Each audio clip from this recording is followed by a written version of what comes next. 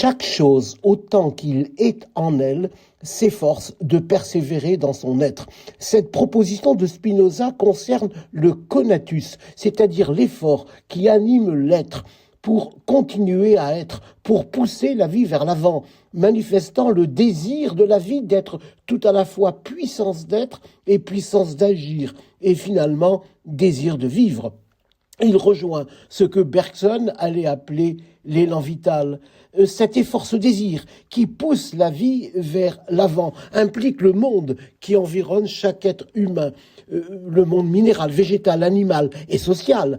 Cet effort pour persévérer dans son être est donc un mouvement vers autre que soi, parti du dedans de soi pour faire reliance avec le monde.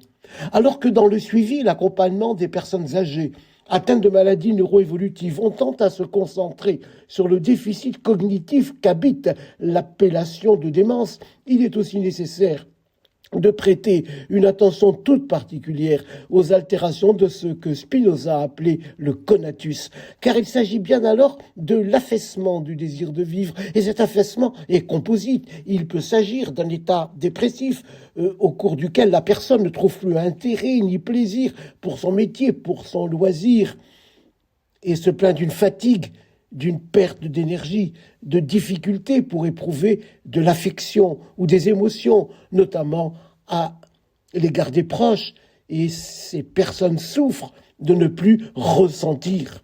La dépression s'accompagne d'une baisse de l'estime de soi, d'idées suicidaires. Les dépressions demandent des thérapeutiques spécifiques.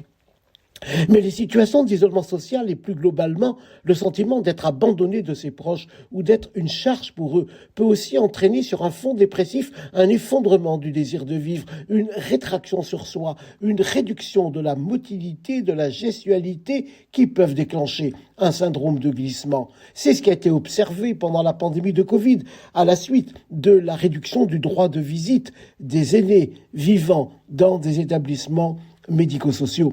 Ces situations d'isolement social activent les mêmes zones du cerveau que celles qui sont mobilisées par les douleurs physiques. En outre, l'isolement social de personnes âgées dans des zones rurales désertifiées ou dans des ensembles urbains anonymes, en dépouillant les personnes âgées de relations humaines, aggrave le risque de sombrer dans un état démentiel, car le lien social est un élément majeur de la réserve cognitive.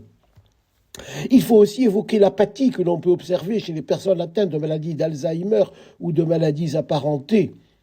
Il s'agit là d'un affaissement massif des émotions, d'une inertie, d'une diminution massive de la volonté, d'une perte de toute capacité d'initiative. Ces troubles comportementaux sont bien tolérés en institution, car ces malades silencieux, immobiles, ne sont pas demandeurs d'un accompagnement. Il faut néanmoins tenter de les stimuler, leur parler, les prendre par la main pour les mobiliser, car tout se passe comme si ces personnes avaient perdu toute capacité d'auto-activation psychique, mais pouvaient être hétéroactivables, c'est-à-dire capables de répondre aux incitations d'autrui.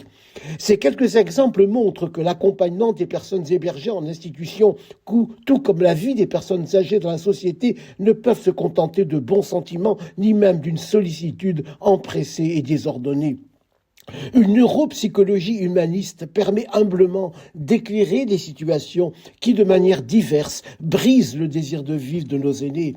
Une neuropsychologie humaniste devient ainsi le ferment d'une éthique incarnée, car c'est notre condition charnelle que l'isolement social, la dépression, l'apathie mutilent et désagrègent.